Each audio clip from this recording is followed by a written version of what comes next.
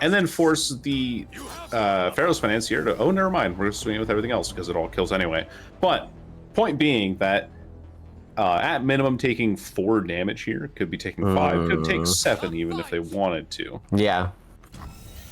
Interesting, interesting. Now, we have Albus Pharaoh, so that's really gonna, I think, push this game over the edge. We drop that unit down, go ahead and start getting those pings as well as the draw of Jace.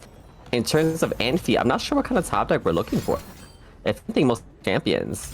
Yeah, I will say champions are pretty key here. Thankfully, I do have Eye of Nakakiboros to refill the hand, or Sheaf, scouting out the hand a little bit. Father Fury. Vulnerable, okay.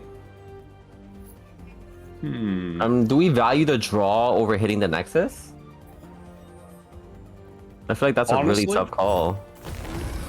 You can't go for it. Oh, never mind. Now you can. I think the draw is important. If Shaddoll Drgn did end up dropping the Albus Pharaohs here, that would have been a much tougher turn because you can't play that. What on earth is the name of that card? I just know what it does. But unable to drop that 1 mana vulnerable card. Oh, damn. Yeah, you too, huh? Okay. Yeah, me too. I haven't seen that card in a minute. But point is that if Anfitriao played it, the list is a 0 mana card. God damn it, I gotta look it up.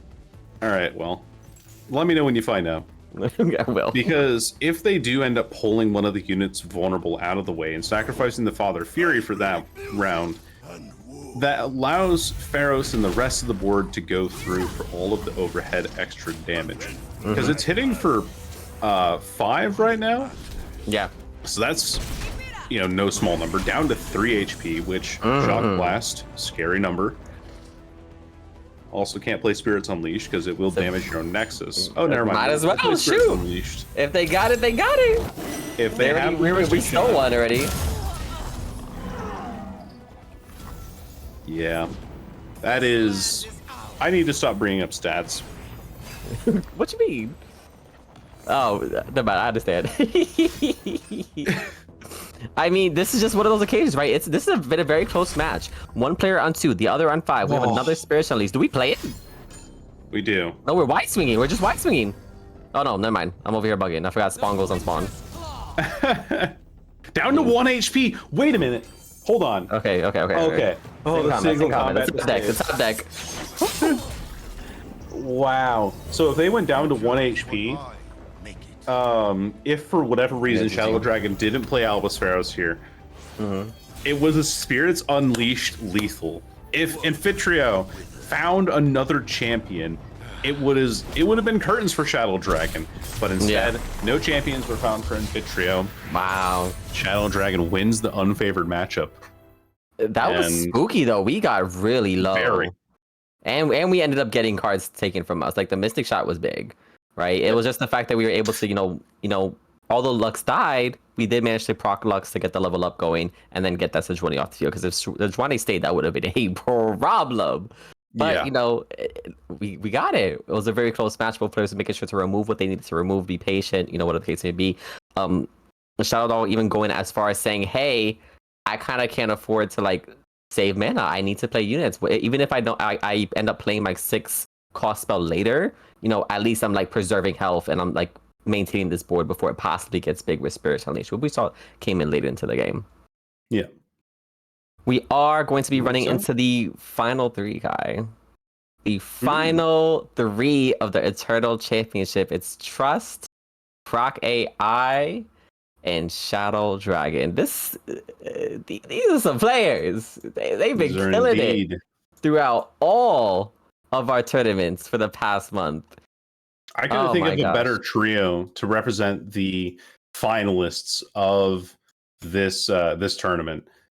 It's gonna be insane. We're gonna see a couple of best of 3s back and forth because, of course, whoever wins or loses this round in the semifinals goes into the losers bracket to face Shaddoll Drgn, and then goes back up to the true finals. So for now, we're gonna see Trustiano against Croc AI. Then we're going to see the loser of that match play Shaddoll Drgn. Then the winner of that match goes into finals. So Still a lot of Legends of Runeterra left to cover overall, but 3 matches overall. Maximum of 9 games between these final players and the ultimate champion of the Lancers Eternal format.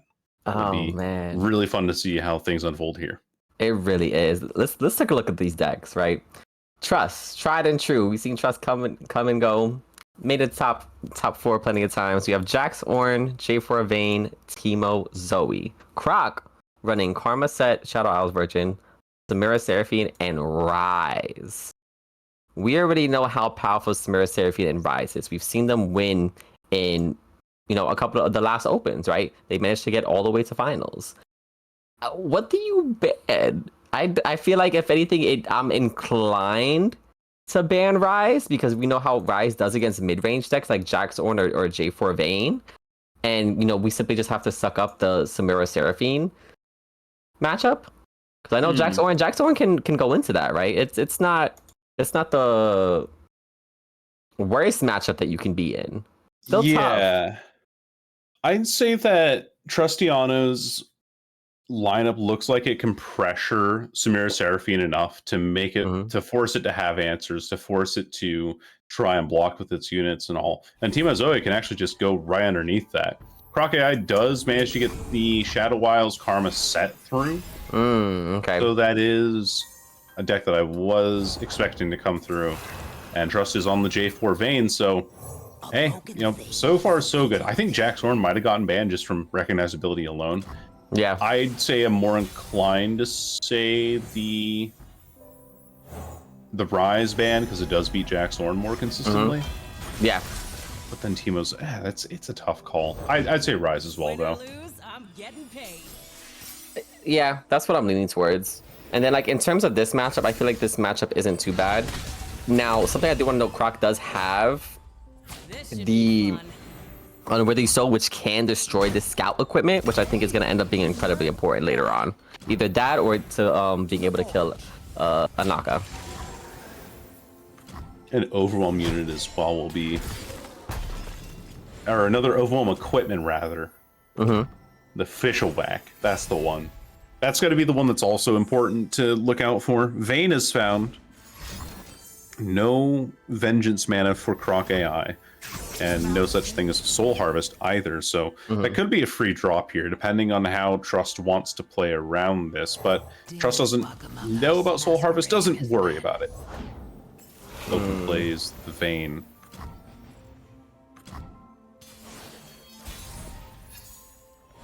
Let's see. Okay, J4. We like it. Have Vengeance in hand, Unworthy Soul. We have options. A little bit too much draw. We don't really need all that draw, but we do have the chump blockers. Having the scout is going to be huge, but I feel like at this point, nothing beats the feeling of stepping into the ring. Guess we could just go for the block, right? Don't even have to worry about. I think so. I think you're also playing it really safe, knowing that you have the availability of that Troll Chant for you. Pit Professional's on board, but Troll Chant's going to be really dampening their spirits here. Could be a double swing. It will be. Very clearly communicating that Trust has Troll Chant, but Croc AI has no choice but to call the bluff. Say, hey, do you have it? If you don't, go ahead and prove it to me. And keeping the Vayne healthy instead of going for more damage with the Petricite Broadwing is interesting.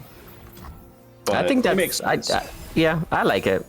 Because you do want to make sure to keep her healthy. You want, if they need to remove her, they need to go do as much as they can, whether it be a Vengeance or a hard removal, rather than the pings that we know that are available.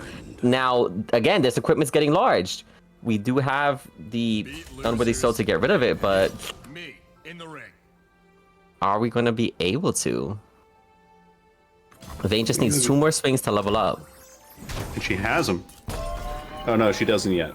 The mana that was spent on the Hearthblood Mender gets us out of Vault mana. But... well, no. If we actually use that turn to attack, things might have gone very differently. Because now Croc AI actually pulls the set out of the way. Jarvan's already... Yeah, he's leveled. Oh, wow. He's been leveled. He's killing it. That was... Wow. Yeah, no, that's definitely a level up there. Now, oh man, yeah, Vengeance. But like, sure. even though we're Vengeancing the J4, we still do have to deal with this level Vayne, right? We didn't flow last turn, meaning that we don't have access to Unworthy Soul to get rid of it. So we're gonna have to lose this set, or not even. We can Facebreaker. It would have to be now. Coin, okay. Are we gonna Unworthy? Coin to Unworthy. Okay, Soul. coin Unworthy.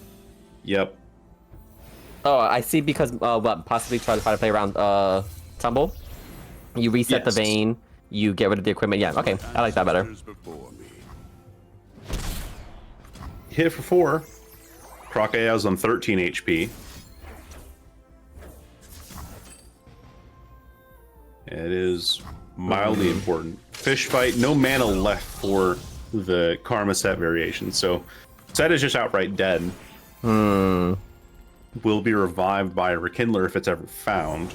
Yeah. But hey, Quietus is here. That also destroys equipment. That is, again, going to be a problem. And since Crocayaw threw a Vengeance at a Jarvan earlier, the second one that's in Trust's hand becomes a lot more potent on their next attack. The Trust thinking of cashing in the Tumble? I said Vault earlier, I meant to say Tumble. I feel like I'm more... I don't mind this play, I guess. I feel like I'm more inclined to play a Naka fully, but I mean, this does bring the J4 out, which is just so huge. Gets Barrier, gonna kill Zed. Yeah, that's it. We don't have the interaction for it. Strange we don't use the Nopify there. I think we're not expecting the J4 off of that churn to come through. Yeah, but I think it was definitely a Nopify right there. Just to get it out the way, we can't let the attack go through. Exactly what it is. Oh, and hey, Trust gets to swing for lethal right now. Plus the Cataclysm. Plus a Vayne drop gives you another attack token anyway. But trying to play around a Concussive Palm and all, making sure that we have our lethal outs either way. Brawl is so huge. Scattered Pog is here. But it's still death either way, right? I don't know what that coin is refilling to, and I don't think it was going to refill us to any mana that would have been posing a threat to the game plan of J4 Vayne there. Like, that's a hard matchup for a control deck, right? Anytime you're playing control, something that you really don't want to come across is Demacia, because if they have the rallies, you only have so much mana that you can work with to deal with whatever is on board. And if they're in combination doing the combo with the Scouts, Cataclysms, and Vayne Tumbles, they can just go ahead and get a free Scout attack plus another attack right afterwards after they use it, right? It's a nasty combo, something that is still in Eternal as well, more notably that you see with the Alawi J4 decks. Here, wow, look at this! Rise versus mid-range. Okay. Oh, wow. So it ended up being Smear. Okay, so both players were like, yeah, I'm going to respect this deck. I'm going to go ahead and ban it out. That means that Teemo Zoe was banned from Trust. Wow. I think that's valid, right? The elusive deck can really sneak up on you with the buffs. And like, if you just don't have the blockers or the removal for it, like, you can't do anything against it. Mind you, even so, in the open, that's actually what ended up the matchup ended up being at some point in time.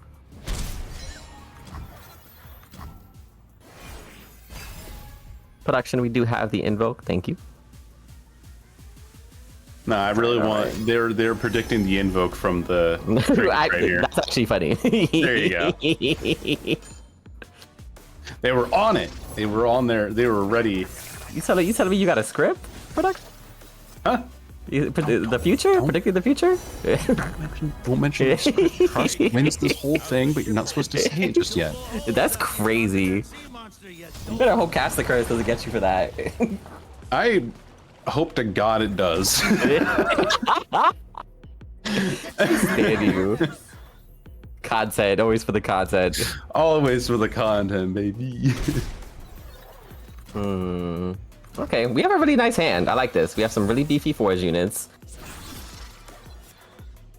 Now, mind you, the Rise player has blockers, but no interactions. Just picked up on Rise. Did just pick up Rise. Fish fight is at 4 mana now from that prank. That is massive, by the way. This Rise coming down is under no threat from a fish fight. And because of that, you're not really threatened too much by whatever your opponent can swing. There's no possibility of interaction unless one of these last 3 cards is another fish fight.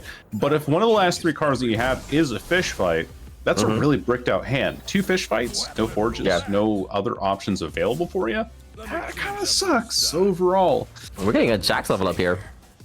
That we are. Bringing Rise down to 1 HP. Which we're just trying to push as much value as possible. I don't know if I agree with the swing, but here we are. I'm iffy about it. Because I don't like the fact that we're losing Jax. Right, because against Rise, we do want to try to swing as wide as possible, even though like they've kind of shown that, hey, they don't really have the spells to interact with. Like, as we get deeper into the game, we're going to start getting them, like one of them more notably being Unworthy Soul, which is really great against these improvisation decks, the Weapon Masters. Which we found now. Scout on Ornn is huge, though. It is. Like, yeah, that's really, really good. And that was also forged by the chef, the combat cook. So it does already have a base increase of stats. But man, Unworthy Soul is a dagger in the back of the plans of Trustiano here. Everyone going with Overwhelm. Okay. And then cycling for the Rake. To do something. I'm not entirely sure. I'm just more worried about like Rise's timer over there. And I'm not talking about the physical timer on the top left. I'm talking more about the fact that the longer the game goes on, the longer that Rises are allowed to stay on board, the more that you're going to run to this issue of like, hey, I eventually have to be able to remove Rise and I have to be able to beat him here. But it's gonna be tough considering, again, Unworthy Soul. You play Ornn, he gets recalled. The weapon that he makes is then destroyed. Doesn't get the strike in. The strikes that Trust has right now are not going to be totaling 8 damage. Plus, you have the chump blocker in the form of the Dragonling and the Otterpuss. So, oh, and here's Tasty Faithful. Just in case you didn't think you had enough healing to prevent this damage from going through, here's some more. The level of patience that we have with this Unworthy Soul, really holding on to it, waiting until we have to absolutely use it. Because Scout is Scout, right? Sure, they can attack twice, but as long as you have blockers, it really doesn't matter. What we're really worried about is the Overwhelm, but we've been healing off of the Dragonlings, and we're still healing. Still healing. At full HP, though, so the Overwhelm does go through for 5 damage, but 5 damage with the state of Trust board versus what Croc AI has on board and in hand, 5 damage is nothing. It's a drop in the ocean. And when we got stuns, like here comes the interaction. This is the interaction we need. This is why Rise has been such a menace to some of the mid-range decks, right? When you only end up having 1 unit on the board, it's really easy for, you know, someone like Croc AI who's playing Rise to just simply say no to your attacks. Here we are going to get the Ornn down. I wouldn't be surprised if we copied. Hold up, let me ask you a question. Do we get to choose it, or is it only what's on the field for Ornn?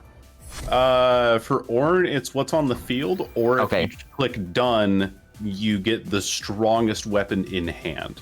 You can choose one from the field, or choose to get the strongest one from hand. Okay. I mean, it's a big woman, but... Here we go. Yep. Unworthy Soul. Big blast. Hear me out, though. I don't mind that this happened, right? Because we still have access to Ornn next turn, and we can end up copying one of the big Overwhelm. Because if you decide to put your threats on another unit that, like, for example, isn't Ornn, now they're forced to deal with that unit, right? Double Ornn, okay. Yeah. Double Ornn. The recall going on to the Ruthless Raider, I think, was okay. I definitely am saving it for an Ornn turn, but it's possible that Trust is just trying to play this as late as possible, see how much mana they have to deal with. But Shard of Madness giving us really good shard.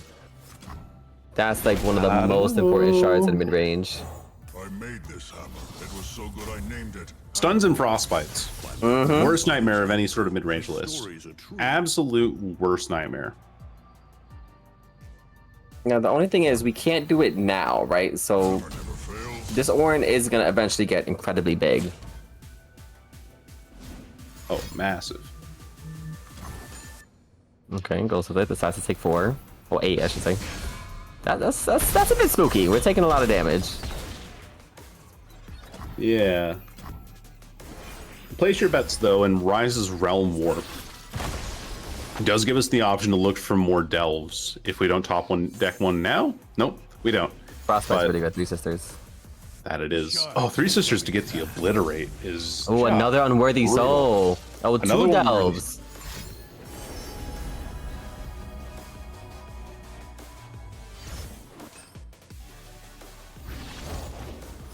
Chart of Violence.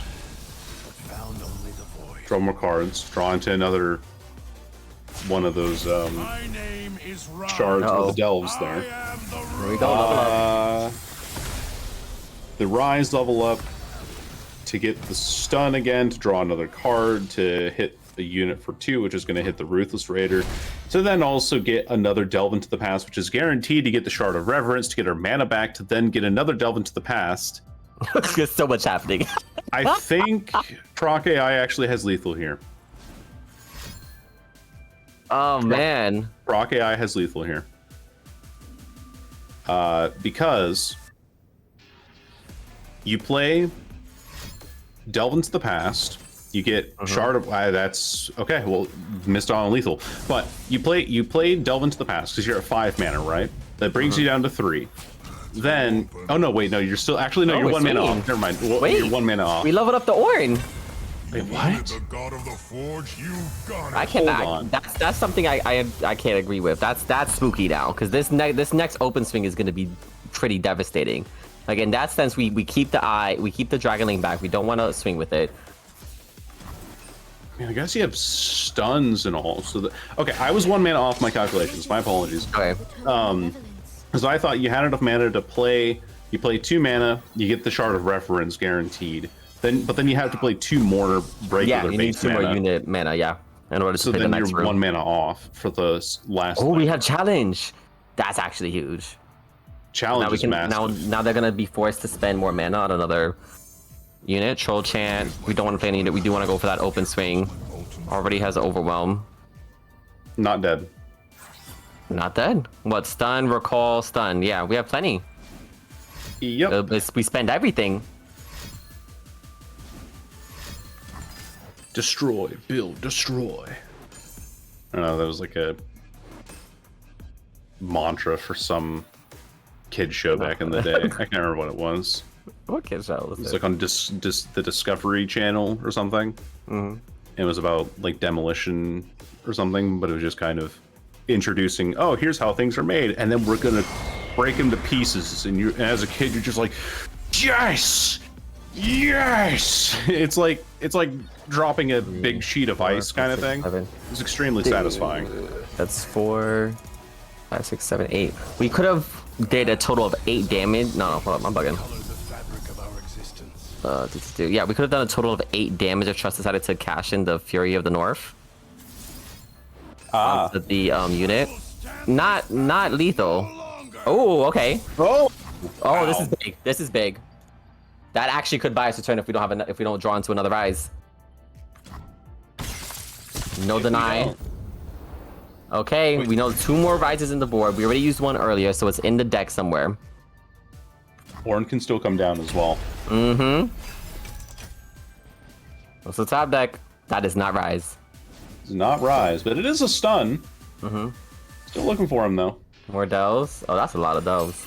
That is a lot of delves. Sure is. I mean, Rise is on the board for eons. Only 1 shard we can get left, and that's the Shard of Hope. Rocks everything. Hits the Rise. There he goes. Yeah, now we can play it. That's GG. Proc is game just game 3. better. Game 3. Rise really showing his prowess here. All right, Trust, don't surrender. Give us the animation. Damn it! Listen, Trust has to save those valuable seconds for the 3rd game. We have a lot of fighting to do. You're right. You're right. We just know that this was the 3rd game for the drama, trying to speed run. You know, the match that the guaranteed cutscene. You know, on that one. to get into match 3. Listen, this match has to be stressed out. I need a snack. I I need feel a you on that freaking one. snack. Yeah. Oh man, but I mean, hey, you got that out of the way now. Now you just have to deal with the the karma again on a mid-range deck, which I think is probably more doable, if I'm not mistaken. Yeah, It's a little more doable considering that you do. I mean, you have like Quietus and you have, I think, also Unworthy Soul in Croc AI's deck. So it is a bit more difficult in that regard. Like it is still have its difficulties, but at least it's not the same of lack of interactivity compared to what Rise does. Like Rise just wins the game on once you gather there's all the he just pieces wins like it. Zodiac. But this is just about, hey, I'm going to remove your units. And we've already discussed multiple times on broadcast before where equipment decks don't really care about their units being removed. I mean, yes, they do want units on board because that is ultimately how they win things out. Yes. But the stats of the equipment still stick around if you aren't keen on removing them.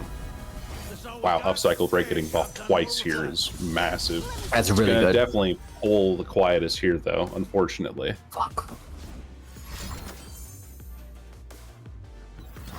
No. Oh my gosh. Just no. Goodbye. Yeah, just not dealing with that. Not at all. Just chipping in the damage where they can. Pit Professional can be played this turn. It will be. I'm getting paid. Ooh, hold up. Give me 1 second, Kai. My allergies are kicking. Oh, okay. They are kicking. Unfortunate. It sure is the season for allergies, huh? Babbling Beard is played to find the Ornn that goes into hand. No, we are guaranteed 2 of those champions and a Jax as well. So a lot of flexibility in this hand in order to try and push for a better equipment late game. But as far as things stand, Sherzies is very cute. No Overwhelm though. Shepherd's Authority is played. Okay. And in this case, in this matchup, going for Shepherd's Authority isn't too bad because you're not versus aggro, right? You do want to have as much stats on the board as possible.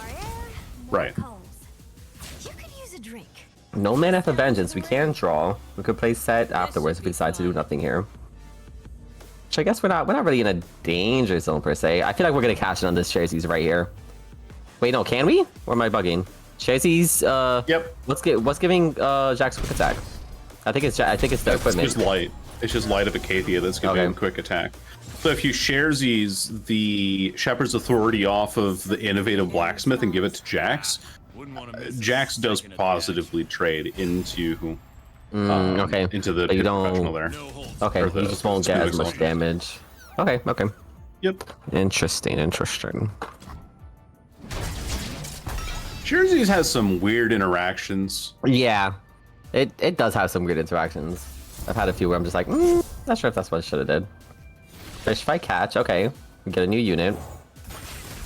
Like I remember watching a video not too long ago where Sherzies was played on an attached unit, and because of the attached unit moving, the unit that it got Sherzies off of went from being 1 HP to 4 HP.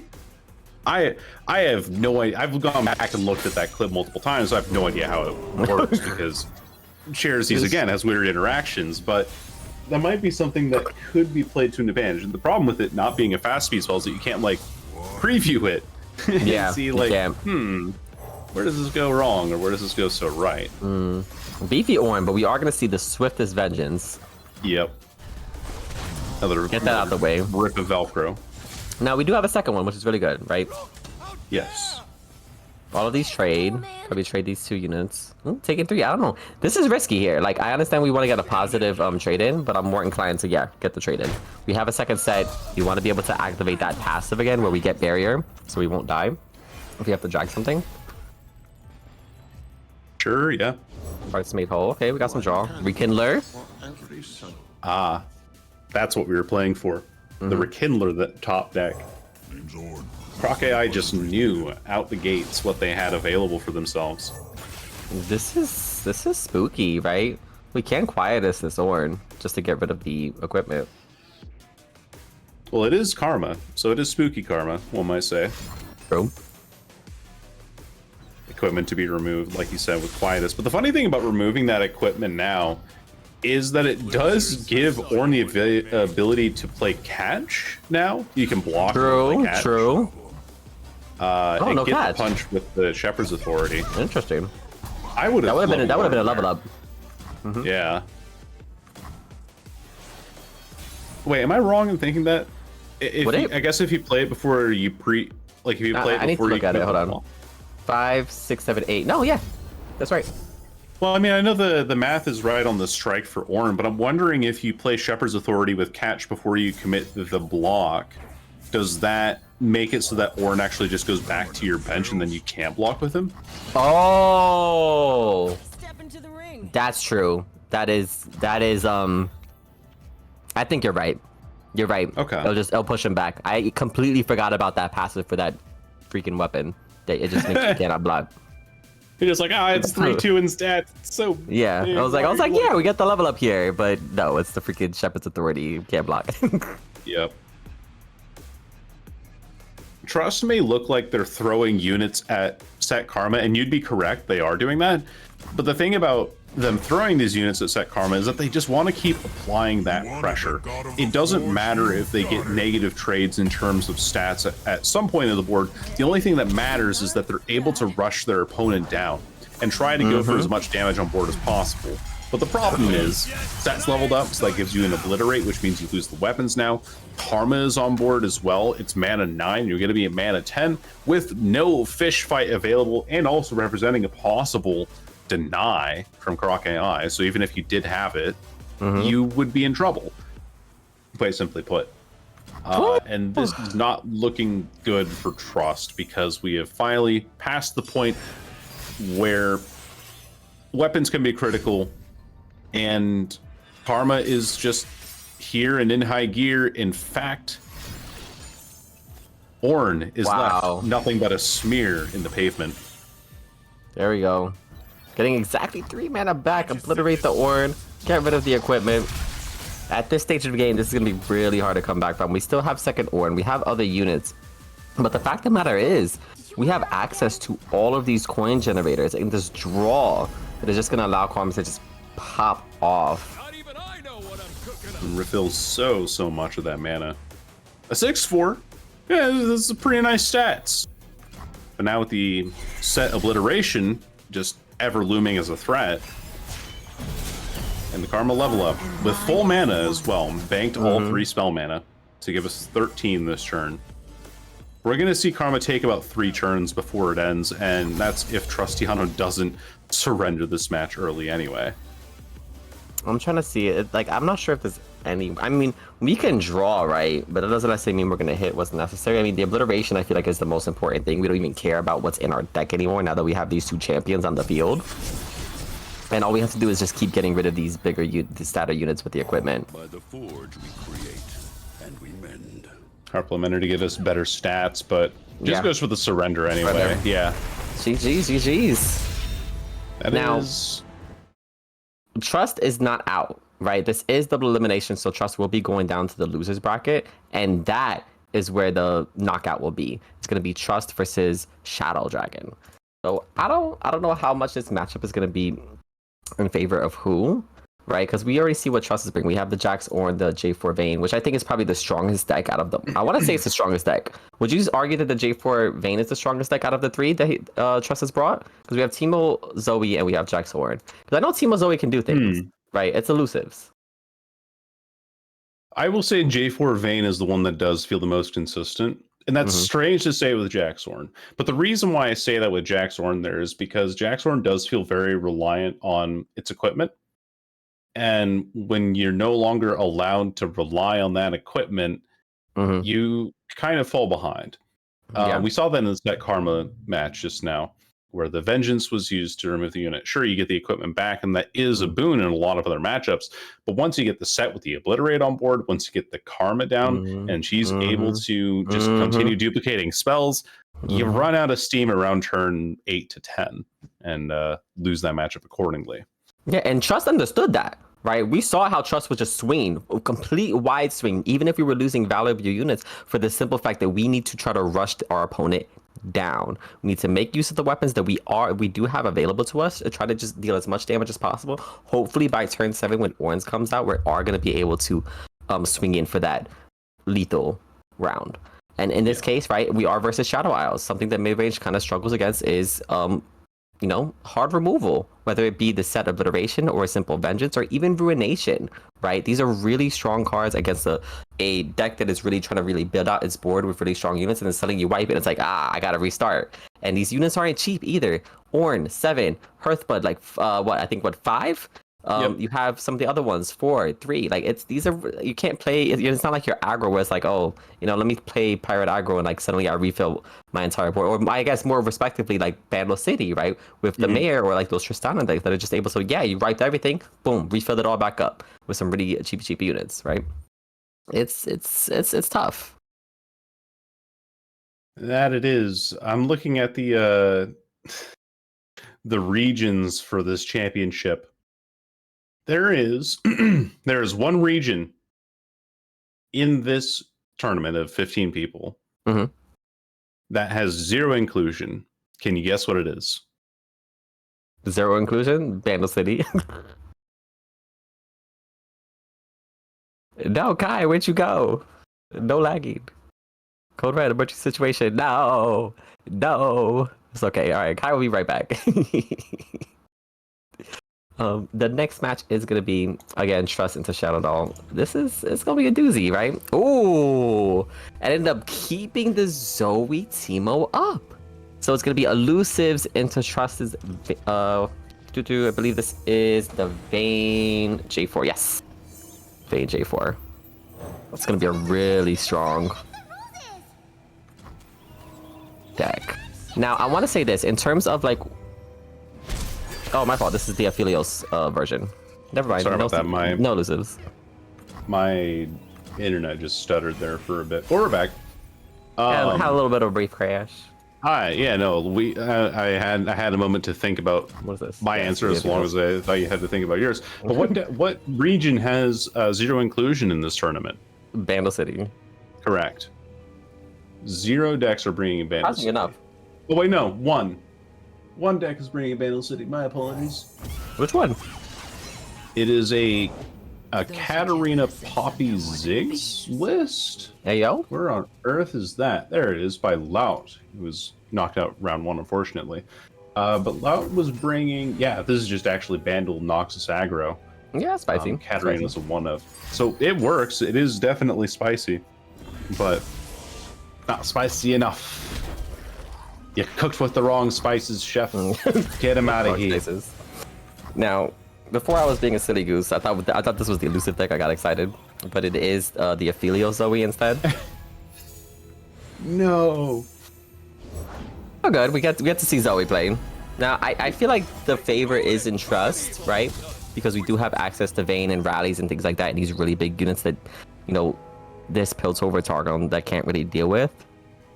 And sure, we can block forever, but at some point, once we get these really valuable keywords, whether it be Scout or Overwhelm on the field, it's going to be really tough. Especially tough, right? I'm over here saying, completely neglecting the fact that Ranger Knight just has that keyword to begin with. Now, suddenly, removal like Mystic Shot or even Blowback just doesn't cut it anymore. You have to use more than one spell.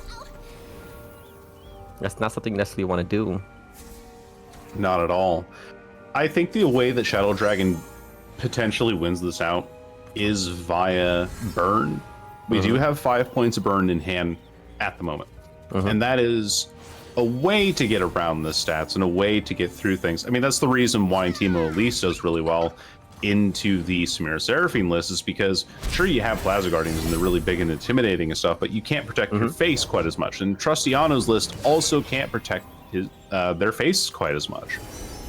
So it's a tough call all around for how Shadow and Dragon keeps this aggression off their back.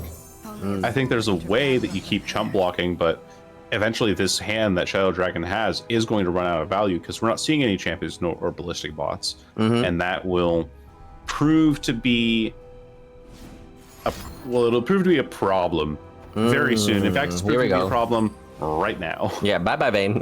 Gotta get that out the way. Yeah, get that champion out of here. Now we're doing the rally this turn, so we're not going to be able to get like the tumble into scout into J4 combo going, but I think that's perfectly okay, right? We do lose out on Bane. We're going to go ahead and get some really good damage in. These units do not trade well at all.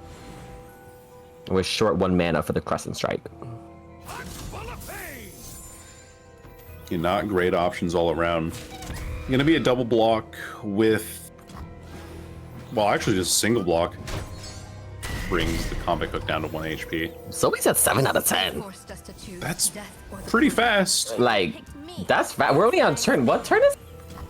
This is turn 5. Jeez, it's a fast level up for Zoe. I think she dies. No, she doesn't. I don't think she dies here. Who gets dragged? I think it's a 2-1. 2-1, yeah. Yeah, 2-1 gets dragged.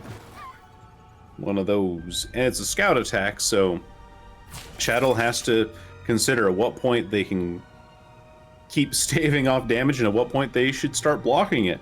I think that you do have pretty great value coming out of the this Crescent Strike after this attack comes through. So you're not dying, thankfully, if you're playing the Victor Felio stack, but you're also having to commit a lot of resources. Blowback's going to absolutely destroy your hand.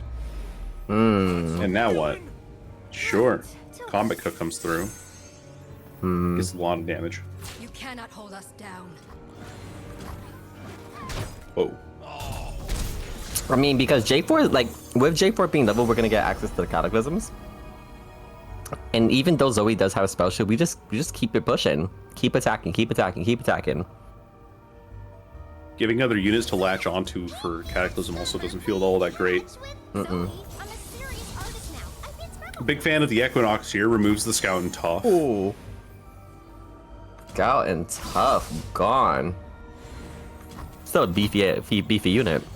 Yeah, it doesn't target the equipment directly. Elusive. Zoe level. Wait, this board's elusive now, thanks to the augmented clockling. So that's kind of cool, Victor. I guess. I feel like it's too late for Victor though. It is, and you can't play him this turn. Plus, Cataclysm is going to pull something out of the way. Most likely the augmented clockling. So Shadow Dragon has to consider what they want to go for here. None of these options are good. Like, they're really not, because we have 2 blowbacks in hand. Like, we don't even have other spells to discard this. We can't really utilize them to their full efficiency. Ends up going for Victor. Okay. Wait, what? Oh, because, right. I forgot augmented clockling's effect. Oh, yeah, the discount. Yes. Yeah, so we can play Victor this turn. We do have the attack this turn, but it's not looking too swell. Everything gets augment though, so these elusives do punch in for a little more damage thanks to the and another main deck Cataclysm, by the way. But they do get a punch in for a little more damage, or they would if this Victor was able to stay on board. Man, I feel like if anything, we're hoping for the invokes now. We really need something juicy, right? Because with Zoe level up, we can get like other keywords.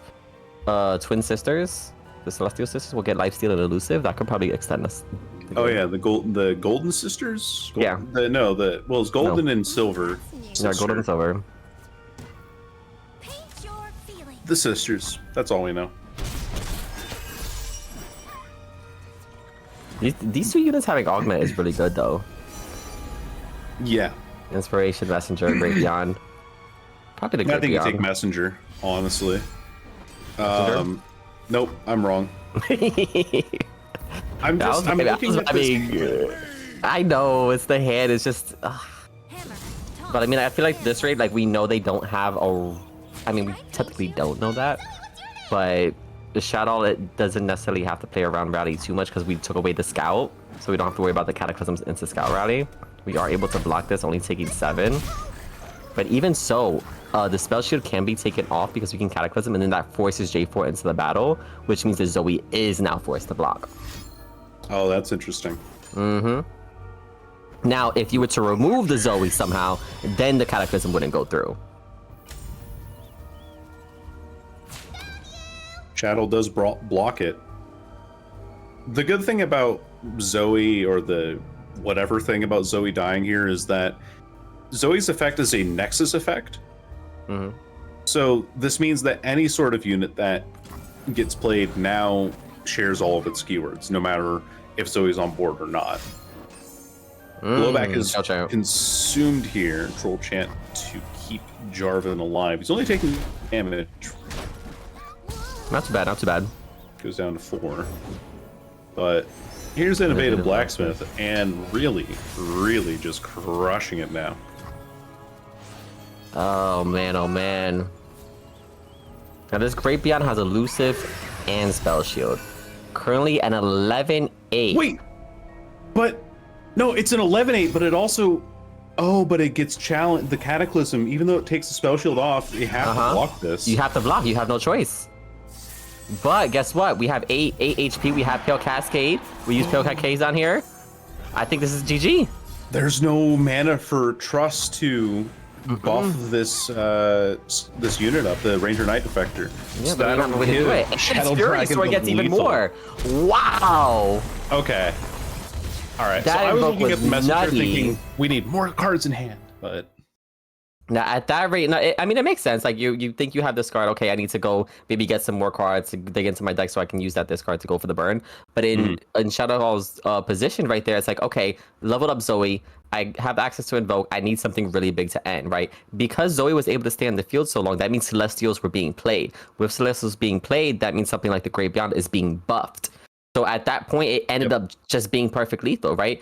And Trust saw that, okay, I need to Cataclysm here to be able to kill this thing. And it just so happened that it was the Pale Cascade that ended up winning the game, right? Being able to have that 1 more HP on top of it. Crazy game. Absolutely manic. Like just how close that gets between those that was so freaking close. Jaxor and Jace Lux. What do you make of this matchup? This is interesting. When I've scrimmed this matchup, it has not felt good for Jace Lux. But that also could be a player issue. I might not be the greatest at scrimming Jace Lux specifically, but it does. As soon as Trust is able to find ToF, that is where this matchup falls apart. Because sure, you're gonna have your units that have 3 HP, but if they have ToF, oh well, Shock Blast doesn't get value anymore. Yeah. Sure, you have your units that have 2 HP or whatever, but now Mystic Shot doesn't get value off of ToF. So it's very dependent on the exact keywords that Trust can roll, and they have multiple opportunities to find those said keywords. Also, 3/3s don't do a whole lot against weapon buffed units. This spell is so good though. Like we get 2 3/3s and we're able to swing now. We don't have a good block. I mean, we can't play the Innovative Blacksmith. Hopefully we can get some good equipment off of that. Fisher Whack. Okay, Fisher Whack good. We'll end up trading. Trades 2. Okay. Takes 3 damage now. And that Fisher Whack is permanently buffed for the rest of the game now. Outside of Hex Obliterator, there's no way for Jace Lux to get equipment out of the game permanently. Yeah. And like we looked at earlier, there's only 1 copy of that card in this list. Plus the fact that Trust can also just make it so that units are buffed way out of the way with their equipment of the range of Hex Obliterator. It's exactly. Not great. It's not a... There are a lot of reasons why this matchup isn't great, but I am hesitant to say, oh yeah, I'm so confident in how this matchup is going to go, because I've said that before, and I have been so incredibly wrong about it. Dauntless Vanguard? That's a little expensive. Remembrance? I mean, they're all kind of expensive, right? Yeah. They're all kind of a problem. I mean, I guess Remembrance could get us something spicy. It's a lot of good units in... for 5 mana in Demacia. Dauntless is like later on. Ooh, Shaping Strength. Yeah. At that point, that kind of changes our gameplay. Now we kind of want to play for board. Want to play for board, want to play for getting like a Lux on board. I think Lux on 5 into a champion strength is actually a very good way for Shaddoll to win this. Mystic Shot also committed. When Trust has no mana is very good. But you don't have mana for that now. So now that you've committed this Mystic Shot, you can't play Lux into Champion Strength right away. You'll have to play Badger Bear if you want a Champion Strength the following turn. Okay, we going for it? Looks like it. Possibly. We only have one unit on the board. We have access to Orn in 2 more turns. Heartsmade Hole can get us a second unit. Okay. And here's the Forge coming through too. So a 6/5, not exactly something that Shadow Dragon is in a position to deal with an attack. Did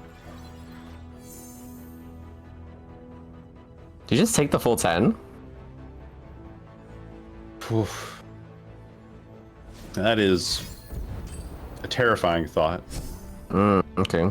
But if you're playing for board width, I guess you have to. Trust dancing the innovative blacksmith back and forth. Deciding whether to do. You put your blacksmith in, you take your blacksmith out. The blacksmith, okay. Take your blacksmith Okay, in and you shake it all about. Please. Alright. Alright, using shares needs to save this unit. Shares used to save the unit and get the Overwhelm Crush on top of it. Bringing Shaddoll down to 6 is scary.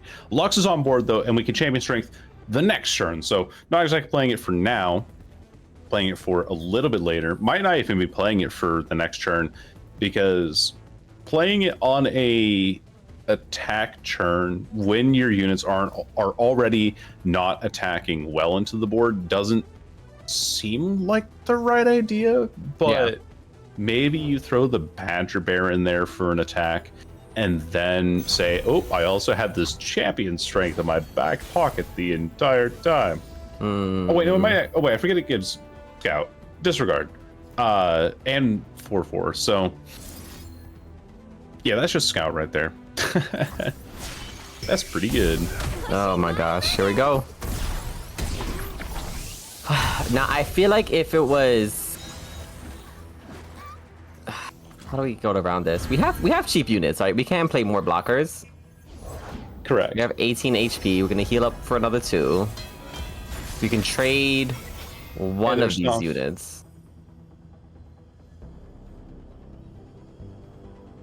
But only one of the smaller ones. And in fact, we're not going to be given the option to do so. Yeah, we shouldn't. Always go for the laser.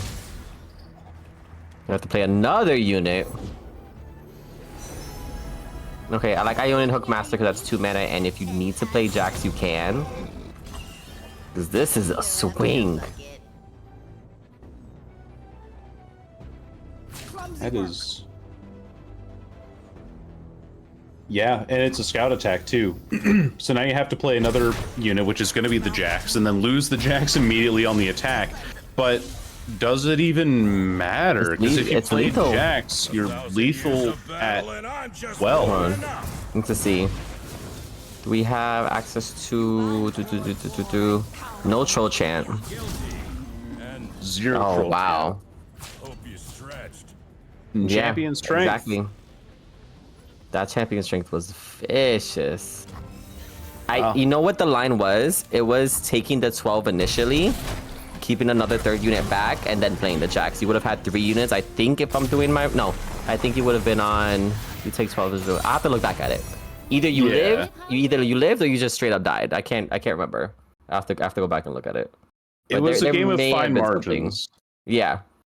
I have to see what that one could have been. That was hard though. Like that Champion Strength was really strong. We see, we got some units on board, but with Jake's Lux, like these units are a little bit more stronger than your normal units. Like let's say from aggro or from like a control, like the kind of reminds like a little bit low to the ground units until you get later onto the game where people start getting their their sets on board, things like that. In this case, right, on turn 3 we're able to get 2 3/3s on boards, and that's decent enough to fight an Ornn deck, right? It's just like, okay, as long as you don't have Overwhelm, you don't get Scout, you don't get... I think more importantly, I think Quick Attack would have been it. If we were able to find Quick Attack, I think that would have been really important, because now we're suddenly trading into these units without having to trade back. Yeah, I agree. I agree with you there. finding the quick attack to keep the board of the Jace Lux side really short, but also Reggie, Pharaoh's Financier, coming in and just absolutely saving the game for Jace Lux there. This, like we saw in those turns leading up to when we already knew the champion strength was there, but let's say that champion strength wasn't in hand for Shaddoll there. The units that Shaddoll was punching in for against Trust were so low to the ground, so low statted comparatively, that the only way they won it is by finding a champion strength. So I think that Reggie did really win the match out, but it was a great pick. You know, you could have thought, Dauntless Vanguards, maybe. You could have thought the Remembrance, because getting a 5-mana unit from Demacia is kind of cool. But really just having the patience and knowing that Trust didn't really have the setup available to kill you by the time that champion strength was going to be going out on the board was massive. And this also goes to show Jaxorn not running Frostbite. I feel like, I know that it doesn't run Frostbite because it doesn't have space to run it. But man, the number of times that I thought, man, the Samir Seraphine matchup would have gone so much better if there was a Frostbite. Or, in this case, Jace Lux would have gone so much better if there was a Frostbite. But the list is so tight that you can't really fit it in anyway. So it's just it's you tough, take your losses, right? In the instances in which we've seen certain decks built where they do have one-ofs, they tend to be like game-ending one-ofs. Like let's say Trinity spell, right? The Battle Fury. There we go. It's something like that, or it's the Wild Claw spell that you can focus speed transform your unit into a Wild Claw, and now it's suddenly a big overwhelm unit that possibly has an equipment on it, right? Those kinds of one-ofs are being put in, but it's true, right? If you think you're going to end up going into a certain where you're like, okay, it seems like this meta is kind of like really mid-rangey, or you're fighting decks that have these big units, like whether it be the Seraphine Samira combo list, then you're like, okay, maybe running a Frostbite out of one-of could be a good thing. But it's like, it's back and forth, right? Because again, that list is incredibly tight. Yeah. I think it's really just a case of how do I better further my win conditions? And if Jaxorn is trying to play too defensively, it's not going to be furthering its win conditions, which is just, excuse me, big unit gets equipment, smashes your face in. That is the idea of Jaxorn. Very, very simplified overall. And so when that pattern of play is disrupted, like we've seen with Rise earlier, like we saw in that matchup with the Jace Lux getting the champion strength, because now you're like, oh wait, I can't beat you in because you're beating me in first. It's it's a problem. It is definitely a problem. It's problem. Hard to say, like, well, in these specific scenarios we would like to Frostbite, but in every other match that they win, they're like, hey, if I had a Frostbite, it would have bricked my hand. So yeah, true, exactly. It's always tough to say. I feel like it really comes down to meta and what you're really looking to do. And to your point of I need to advance my own win con rather than try to like play defensively. In this case, it's better to just go all in on your win con. More than likely, there's a chance that you'll be able to reach yours before they reach theirs. And that's kind of like that situation. Yeah. Now, we have finally reached the finals. This is the end of the tournament. We have one match left, and that is Croc AI versus Shaddoll Drgn. This is interesting. This is going to be a match, because we already see these players, how they play. They made it all the way to the end. They've been playing exceptionally well, right? With Shaddoll Drgn running the Mirror Seraphine, Aphilos Victor, Zoe Victor, and the Jace Lux, now has to face off against Croc AI with Rise, Karma Set, the Shadow Owl variant, and Samira Seraphine. This definitely feels like a finals lineup. Like that's exactly what both these players like kind of have, and it's just like, ooh, these are tough decks to have to beat. Do we still run the Samira Seraphine ban? Let's call it a day there. I think you can't leave it up if you're Shaddoll Drgn for sure. And for Croc AI, yeah, you can't leave it up. You can't leave up Samir Seraphine, especially if you're playing Rise. That is just way too poor of a matchup. So I think it really is the double Samir Seraphine ban, which kind of sucks, not having the the thing that I'm most frustrated with the Samir Seraphine deck is that it's too good. And it's not like, I'm going to be a hipster and hate on it. And it's like, let me hate on it because it's like the best thing in the deck. The thing that I'm not a big fan of is that it really reduces the creativity in these lineups. Because we're expecting Samir Seraphine to be a ban, because it's just that good of a deck, it really makes it limits what the other decks can be. And so when we go through this tournament following specific players, because we just sometimes happen upon the one who takes it all the way to the end, we're like, okay, well, they've got Af Zoe, Jace Lux. They're not going to be playing Samir Seraphine tonight. Croc AI has, all right, Rise, Karma Set. They're not going to be playing Samir Seraphine tonight. Instead of having that kind of back and forth discussion of like, well, what if this third deck did get through? Or like, between these three decks that are different, what does get through? I feel it just feels like Samir Seraphine has really limited the format too much, which is why I'm glad that we're moving away from Eternal. But that is just my overall feeling. And hey, Karma Set against Jace Lux. Interesting. How do you feel about this matchup? Like, I feel like if this, I don't even know what to think of it, right? Because we're kind of like playing a Croc AI on a control deck, right? Versus a hybrid deck. Because I've seen Jace Lux just do things, right? And you've even talked about it in previous streams where it can burn you out. It can suddenly be min-range. It can just, control you. And in this case, both players, I feel like we're going to be getting a lot of passes. And, I mean, Shadow Drgn doesn't really have to worry about any aggro, right? So we're going to be able to play our 6-cost spells peacefully. Yeah. The only thing they have to worry about is a deny.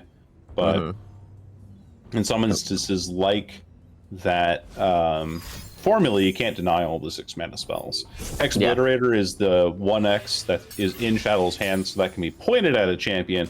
But it'll be another question entirely if they're going to be able to die or not. Oh, this is tough. Okay, I've got a 3-up. Wouldn't be surprised if we play the Landmark. Might just go for the spell. Yeah, Landmark. Okay. Landmark is... Get that set up. Trade. It's the free trade here. Trade, I'll trade. Okay. They do another assembly line possibly next turn. I mean, really just trying to flood the board right now with Demos. Yeah, we 1000% want to flood the board. Good Quietus, gonna go ahead and remove this unit. That's unit to deal with. We do have Vile Feast to set us up with a blocker, so we're not gonna be taking too much damage next round. You can actually play the Mage Secret Persuader here too, which is really good. Ooh, yeah, it's because it refills mana. I like it. Sees the Sentry is found. We do get Mage Secret Persuader. That will probably pull into a Vile Feast. Draws a card, gets you a blocker or like a heal off. Can't pre-commit it though because you want this unit to die. Oh, actually, we'll just go in like this anyway. You can still commit it afterwards if you want to. Could also use it to ping the barrier. No, there it is.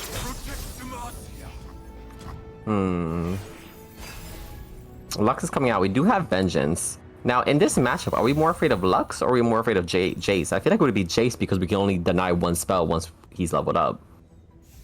I think it's Jace because Jace enables a wider board better than Lux does. True. You can double cast Assembly Line, which we found the third copy of here. You can double cast that Acceleration Gate to get your board really massive stats that are hard to deal with. You can double down even on a Shock Blast, which even if you deny one, you're still taking the 3 damage on both ends of the blast. And if not, you're taking 6, which is a lot to worry about. Yes. Lux is fine, but she's also not winning things quite as often. Piercing Darkness. Back up to 20. That might just be all we need. Assembly Line, okay. Go for an even wider board. Go for an open swing. We have another Vile Feast and Vengeance. Concussive Palm. Ooh, form up though. 2 Concussive Palms. One's going to be committed here already. 4 mana to heal 3. At the current HP state and the time as well, we are I think Croc AI is in a decent spot overall. Yeah, we're holding the line. You burn mana there for Shadow Second Dragons. Vengeance is huge. Rise that they don't go for Lux, but I think they want to have Lux on an attack turn so that they can deal as much damage as possible. Yeah, possibly. Let the light guide you. We don't have a fast speed way of dealing with this.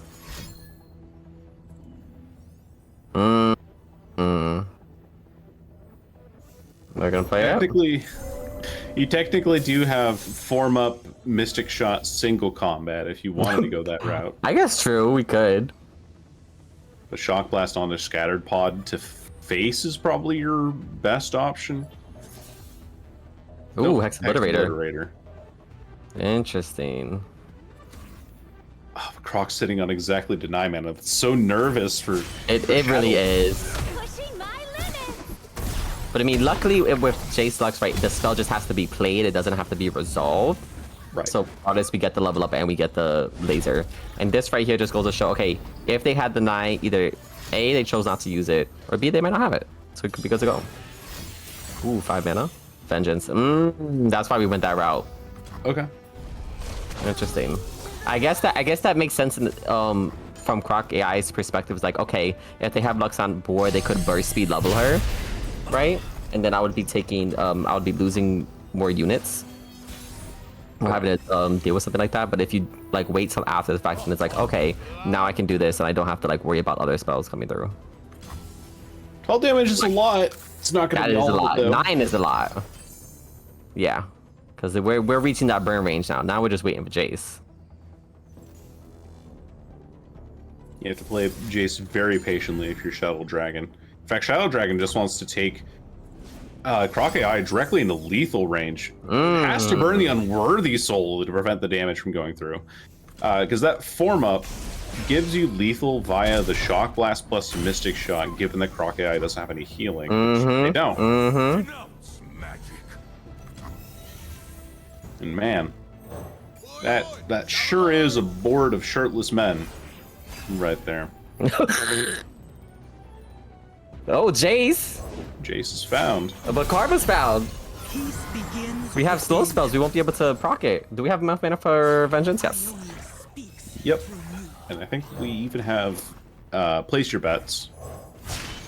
So place your bets will get us coins and refill mana anyway. So we just need set at this rate. Correct. Jace is here. Spooky. And everyone wave goodbye to Jace. Because he will not be here for very long.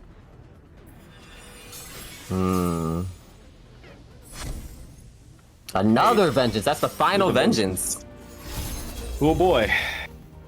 Hey, turn refill back up to 9 mana. A double Vengeance. Now, we can't even single combat here. We'll get Nopified. And now Dragon trying to think if they should play around it. Does not decide to.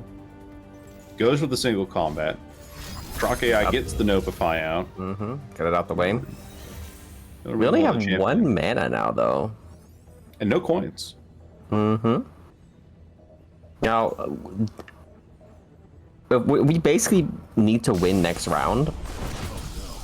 I'm wondering if we decide to go for the Shock Blast onto face, onto the 3-2. We drag Karma next turn, and then they have to deal with that open swing. And as long as we're able to get them down to 5, we can kill them with Shock Blast, Mystic Shot. It's doable. No deny. They'd have to find it off of the Karma effect or Inside of the Ages. Oh, that's a heal. That it indeed is. But we might be taking them down lower than 5. My cause is right. You have no alibi. All very possible. A Vengeance plus a Concussive Palm actually has to be committed here. And that will be 10 mana. Brings you down to 1. Unspeakable Horror is no longer available to be played. So stun... Ah, right, but Unspeakable Horror doubles because of Karma, so... Yeah, it is so indeed double. a heal. But it brings you down to 3. That might just be game. That might... Okay, choosing to not Vengeance one of the Forge workers there. Whatever... Okay, right. Smooth Mixologist is the thing. Okay. So that does save. Thank goodness. I was trying to see, like, ooh, That was... I mean, Close. we end up being on 1 now. So we need Reggie to find another Shock Blast. Judgment? Judgment's kind of funny. Doesn't do a whole lot, but it is funny. Roar of Acacia is taken? Yeah. Does that summon units regardless? It summons 2 Acacia Mirages. The only thing it doesn't do is equip them. Oh, okay. Hello, Lux. Okay. Lux is also lethal. The sun is shining. You play Lux, We should too. but Now they have to play Vengeance is Vengeance. gonna be immediately answered. That means they can't But play Karma though. That's true. Yeah. Hmm. And I don't think these coins are high enough to refill for a Vengeance after a Karma, because you go down to 3 mana total. Where there is life, there is So you play Karma, then you play Shock Blast to... Oh, I don't agree with that It's target. just we have 2 coins on the stack. Wait, no, that target's right. I was gonna... I would say shoot Karma, because then you can laser beam through her to then deal lethal that way. But instead, shooting this requires you to laser beam and then Mystic Shot. So having to commit like an extra turn or an extra piece of utility here to try and actually get this board all cleared off. But hey, here's Set. He will obliterate things. But as it stands right now, I think I'm looking at... I think it's lethal, no? We'll get to That the is lethal laser. now. We put in the Yeah. Mystic Shot right now. We have no more healing, only slow spells. No There more we mana. go. GG. Kapew. Kaboom. That was a Jace lot Lux, of ladies and pressure. gentlemen. That was a lot of pressure being put on by Jace Lux. Yeah. Right? We had, and we ended up going with the burn finish, right? We ended up just, doing a little mid-range plan, make sure we're getting all those 3/3s out on the board. At the end of the game, end up drawing into Lux, getting our burn through. Just, oof, that was tough. If we had the box now, the box would have been nice. I feel like that in that specific matchup, the box is juicy. You get some it real totally good is. boxes in that matchup. Now we Now- do. Hey, Croc AI didn't lose Samir Seraphine from what I'm seeing. True. And Okay. They're playing against Aphelios Victor. This is the Zoe variant for Yeah. Shaddoll? Let me double check. Pretty sure that's One with Zoe in there. I mean, we've seen this matchup. I feel like, we already know that Severus Seraphine doesn't have healing, right? So a burn deck like this, that if we're able to punch in that early game damage and really just get the burn off, I think we can do it. It's very doable. I think it's highly likely we get things through here. You might be worried about what Shadow Dragon has in terms of removal. Blowback is actually going to be really vital in this matchup, because being able to remove Samira with the blowback, even after she's been leveled, to then go to face and also burn them for free, it's actually a really decent card. It's in cards that like to discard, or the cards that have the option to discard. Blowback is essentially a fast speed Shock Blast, and Yeah. I think it's kind of insane how good that actually is. Yeah. I feel like the only thing that really ends up inhibiting players from playing it is when you're playing against decks that are just forcing you to play your cards, and then suddenly you don't have your discard engines like Ballistic Bot, or Boom Baboon. Ashton and I get excited. That's good. Once Samira gone.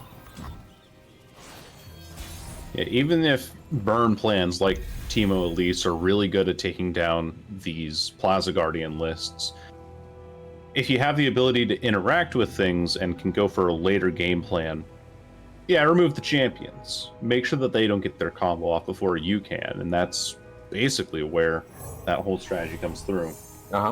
Augmented Clockling finds the Ballistic Bot, and it will be taken. Ooh. So we can play it. That can come down as 1 mana. Hero Good Bear Web. to deny the swing.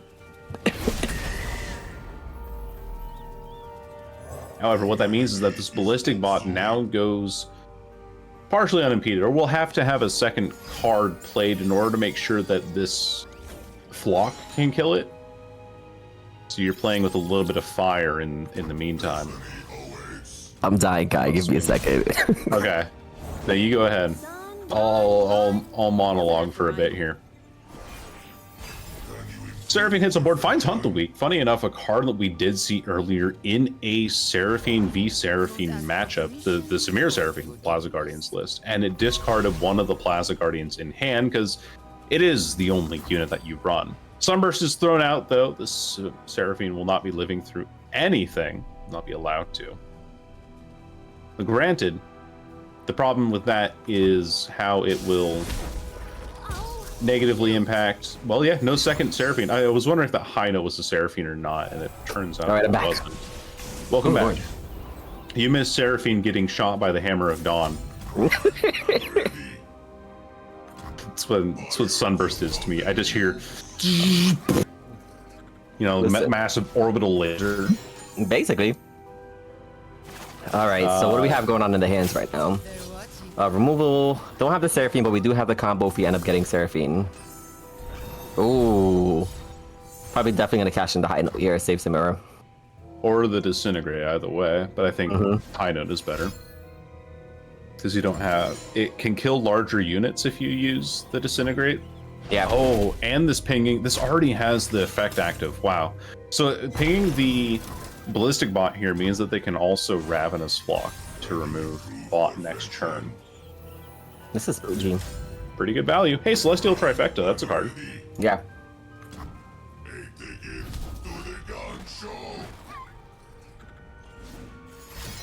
Okay, Drgn again. Oh, excuse me, not Drgn. Hitting the Nexus. Robots on 1. There we go. We can make 2 more bots. You guys hear that egg timer? Because it sounds like Shadow Dragon might be cooked. It could be that their time is up now. Because it's turn 7. Ring-a-ding-ding. Samir Seraphine. No, level up. Here we go. 4 copies of Champions. Just how I like it. And we get to rally. Let's go. This deck is ridiculous. It is, and like at this point, like we're still on 17 HP. We haven't done enough burn to try to end the game via that manner.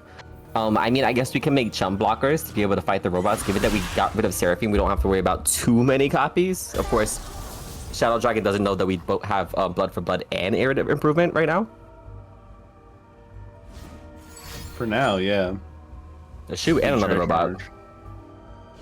Thins the deck out a little bit too, so you can find another Seraphine. Sure, at this rate, do we even need the Seraphine? I think we actually just might have enough to do it. We might. Could also be an Aphelios, which I predict will grab Gravitum, maybe? Because he can't Calibrum the Samira. You already have Crescendum. Okay, yeah, it ended up being another Crescendum. So just chump, we want to just try to chump block it out. Samira is currently on...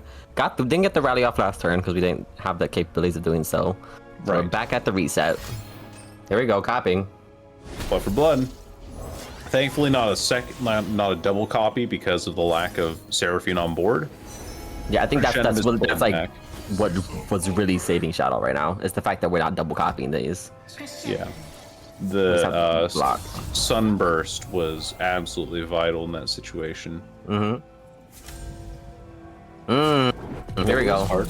The block, the second block, taking 6 and dealing 3. Both players on. Actually, no. Shadow Dragon on 13, Trake on 14. Pretty close result, all things considered. But it's an iterative improvement. And again, if Seraphine was on board, this would have been a rally here. Again, just showing how reliant this deck can be on having both of its champions on board. And when Shadow Dragon's able to navigate around removing them consistently, that is where this deck can get infinitely. Ooh, and double star shaping? Double star shaping is absolutely massive. We can get some really good Celestials off this. Even the Trifecta. Granted, we do have another Plaza Guardian in hand, so... That is a little problematic, one might say. Yeah, because if we don't end up removing anything, or if we don't like find anything to block with, this is going to be what? That is... What is that? That was Calibrum. So we're dealing with 4 robots. One's a 7/7. We'll block that. So we're going to be taking 12 damage getting put down on 1. We have a jump... oh, I guess now we have more jump blockers. That's right. We're just jump blocking to infinity. But at some point, we're gonna have to sacrifice the Ballista bot. Just Helios is really putting in that work, getting these weapons. I think star shaping greatly guarantees you not actually swinging with the ballistic. Oh, okay. Killing one of the Plaza Guardians. I'm a big fan of this. Yes. Because you know the Croc AI already has many ways of dealing pinging, whether it be Mystic Shot, High Note, Blaze Edge, even, right? You get the swing in. If the Croc AI would have had it, they would have done it already. Supernova. What did we go for? Living Legends. Ooh, Living Legends. Okay. Gives us more options. I can respect it. No overwhelm, by the way, for Croc AI. So really the only way that they get through is with rallies and such. Ooh, Make It Rain. Found. Okay, It's tossed away. Formula. Digging for those champions. Sputtering. Not found. Sputtering and You leave me no recourse. the Coaling Strike. I'm surprised we don't use right away, but considering that there is Pale Cascade in this list, that is Here we go. a bit of a threat. Their scent travels on the night air. Wow. Pale Cascade. Pale Cascade to save the Aphelios for now.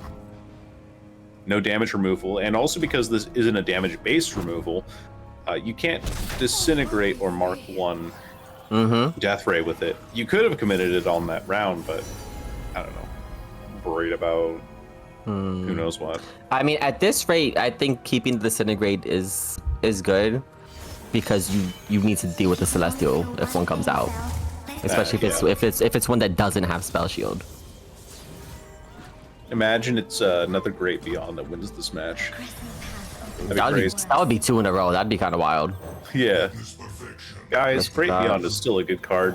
Only a fool would enter battle of the Okay, swinging wider. I think we're preparing for it in case we get the Scourge right now. Yeah. Death Ray Mark 1 goes through. Death Ray is nerve-wracking because that does go into the top, I believe, with 3 cards of your deck. So it might end up clogging it. But I mean, it's good if you need to end up removing something.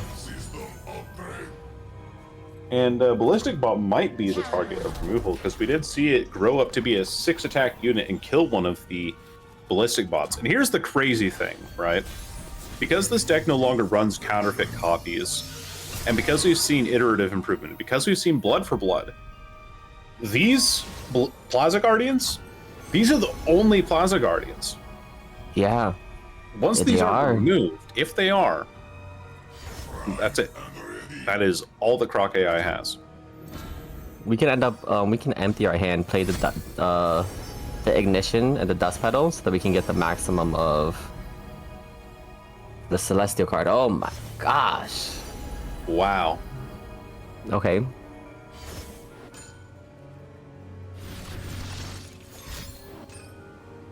Okay. Yep. Looks like it. Okay. Who we drawing? Who we drawing? Cards being played. It's Samira. The Samira is not the one you want. Right now, though. Love you, baby, but you gotta go. I need this pop singer right now. Yeah. Where is the pop singer? Where is she? All right, we're thinking it through. A little bit of a reconnect there. This is so tight because Croc AI has to win this to go to game 3. That they do. Ping to face. Esmus plus Aphelios Swing gets us to 6 HP and also potentially trades a Plaza Guardian if Croc AI decides to block. But remember, these are the only Plaza Guardians left. So once these are gone, there is nothing that Croc AI has in terms of tempo. There we go. Living Legends also played. Do we find the Scourge? We don't. We found the do Great get Beyond. Great Beyond. Oh my gosh, the Great Beyond. And the Servant. But it's going to be the Great Beyond instead. 10 damage to face plus a Get Excited will win the game here. In fact, we can Equinox right now, because that is also we can drag. We have the Snake. Yep. We have Snake.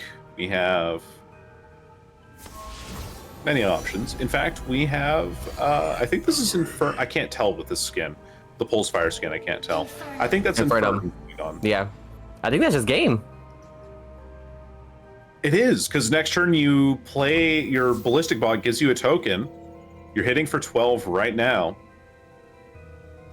We have to play the snake, I think, if we want it to be game, because we block 3, we'll only take 2, and then we have to worry about burn, but that's coming from the ignition.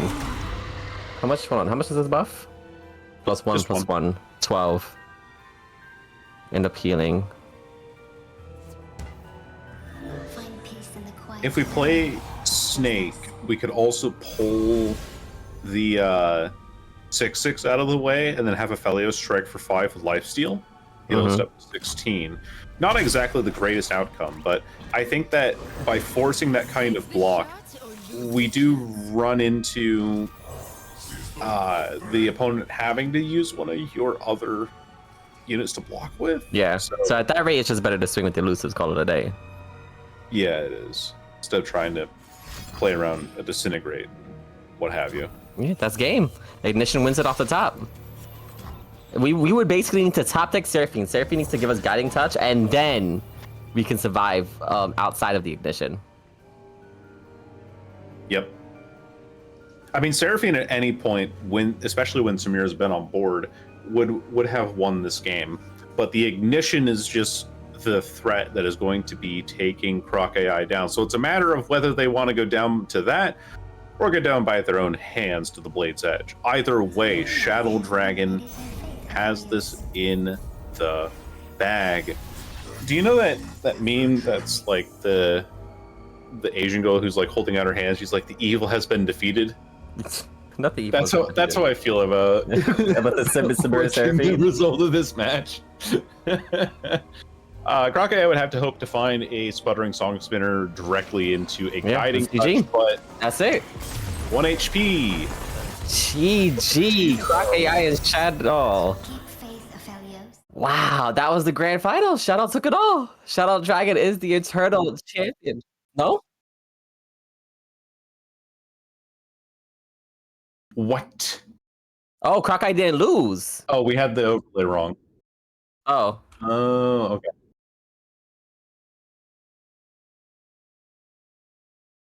Oh, we do have one more match. Oh. Oh, okay. Oh, did we give him? We gave winner's protection there. Or something. Oh. Okay. Did I? Am I silly? Shit. I've been led astray. When did I say that? I don't remember. See, this is why this is why it's good to have multiple people on deck, because we could check each other. You got one more match. All right, Croc's gonna grab some water real quick. Let's go ahead and alert Drgn. Let him know we got one more match because of the winner's protection. Oh man, we saw how those matches went. One more match? Oh my god. Oh my gosh. Okay. Wouldn't that technically still be a 2-1 win for Drgn though? Because if Croc AI had 1, then they would just need to win 1 match to go 2-1. So how does this work, production? Explain to me.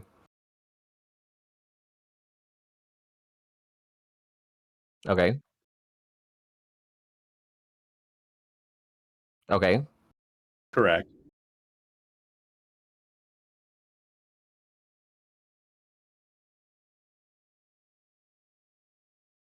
Oh. Oh.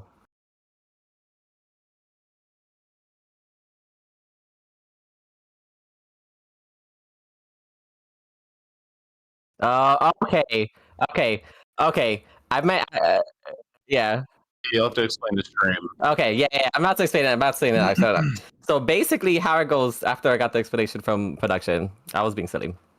In double elimination, when someone is going through, and correct me if I'm wrong, production, when you go through the winner's bracket and you win, like you just go straight through, you basically, I guess, quote unquote, like have protection from being knocked out of your first victory, and you have to go through 2 matches. Is it 2 matches or 3 matches to finally get knocked out?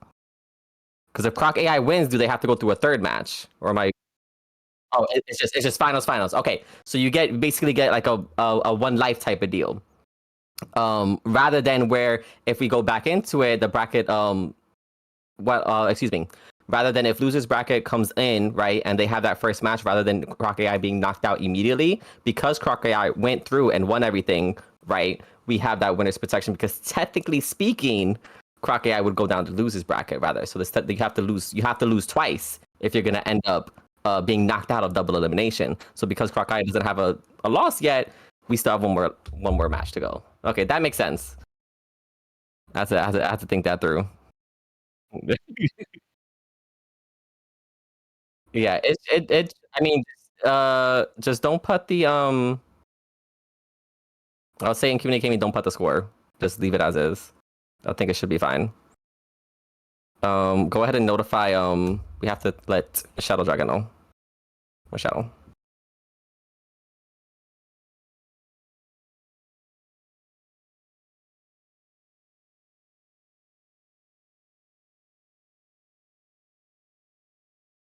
Well, cool. Hey. I had no idea. Yeah, I forgot. So we're running it back one more time. That's one more time, because you have to get two losses, and then you're out. Wow. There are variants that only run it where you only have it's like one and done, and you call it a day. Yeah, that's what I'm used to. Yeah.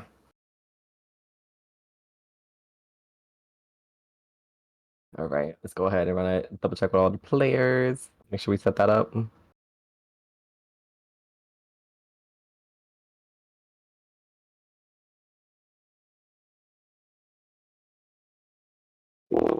I mean, shoot, it was either gonna be Trust getting the rerun, or it was gonna be this right here.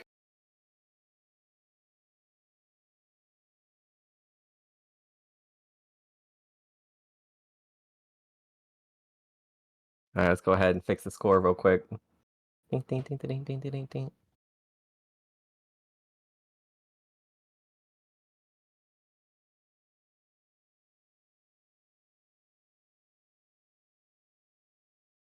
In the meantime, Legends of Runeterra a couple of hours ago announced like their new vocab. So we have the ambush mechanic, but now they have a new one called disguise to go along with the Nico sort of thing. To explain that mechanic a little better. It was new. Yeah, that was a new vocab. So apparently what disguise does now is that it secretly transforms whatever unit you play into another unit before entering play. So if I play this card from hand, I can disguise it as whatever, right? Whatever is listed on the thing. And then the cards won't reveal their true identity to your opponent until they leave play or level up. They'll stay disguised the entire time until level up or leave play. So that's pretty cool. I was wondering how that worked in... I feel like something that I have in question with that is, if the unit's disguised and it dies, does it reveal what the original unit was? Doesn't sound like it. Sound like a quarter. Can we get a run back of Nico? Let me. Well, I can go onto the Runeterra page and see if there's like a response. Yeah, run it. Yeah, no, that's okay. Let's run it back for the viewers so they can see the Nico level up. All right. The Nico. They have the full context of Nico. Big strong Nico coming through.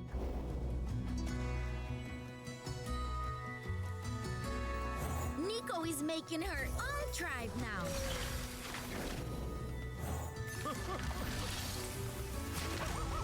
Titali! Whoa!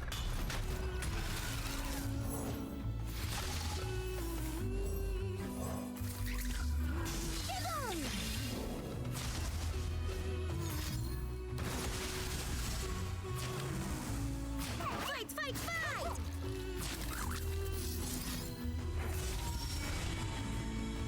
You messed with the wrong Nico!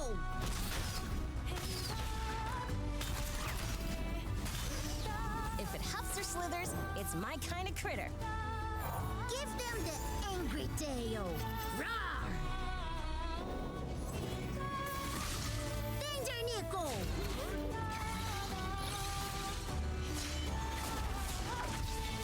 Nico goes up, scholars come down.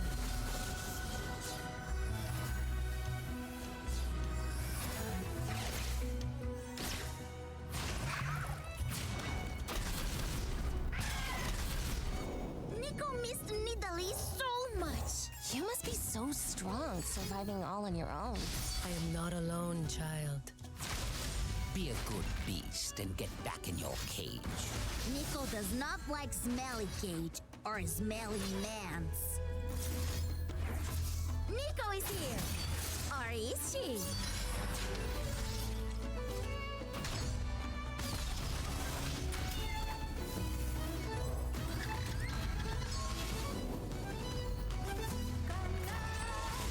Show them real gloves, Nidalee. Gladly. Eva!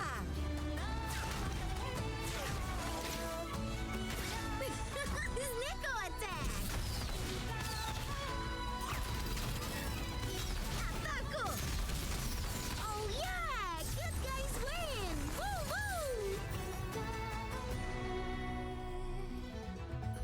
woo! Mages can't. All right, and we're back.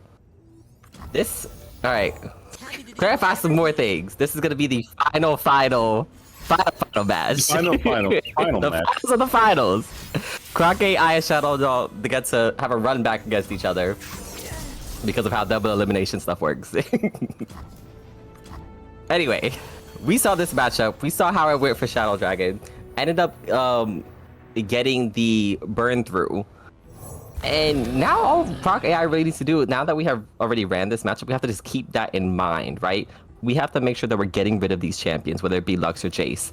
In this matchup, I still do feel like Jace is the pick, per se, because, right, he can double everything. You suddenly can't deny the spells. And then with Lux, although yes, there's going to be burn, it's, I don't know. I feel like it's still hard because, like, the Demacia deck, right? It's playing spells, it's giving you really good units. Yes. And you only have so much that you can block with. Not you, we do have our healing, right? Yeah. And we have the Vile Feast, which is always helpful. I'm not quite sure, but, like, specifically, aside from making sure we vengeance when the champions, what we could do differently. I wonder if Shadow Dragon is considering using the single combat here. And yeah, it'll come through because this denies the Vile Feast from going through. This pushes 11 damage to face. You get the first Vitalik off the board. The second one fizzles because it was required to hit to be able to do the damage. And yeah. Oh my gosh, that is 9 HP. That's not good. That is horrendous. Oh my gosh. Listen, I'm no math magician, all right? But Math magician. according to my calculations, ouch. So that is my professional analysis of the current situation. Shadow Dragon getting all these challenger units on board again, just doing that Demacia thing where you're just applying so much pressure and threatening these backline units. You want to keep that smooth mixologist there, it's going straight into the pocket of my Mage Seeker Persuader, and I will be eating it for breakfast. Here's a Jace as well, because now we're below Vengeance mana for Croc AI. We're only on like round 6. Basically, correct. Turn into an aggro deck at this rate. Pretty much, yeah. And the early tag God. out has to be committed. So that's going back into hand. And now swings for 7. Because Concussive Palm can come through to stun the Badger Bear here. So, you know, Spooky. Staving off lethal, I think, is the best way for me to explain it. Yeah, just slowly staving. I mean, Lux is here. That's a problem. Like, Lux is death on next turn.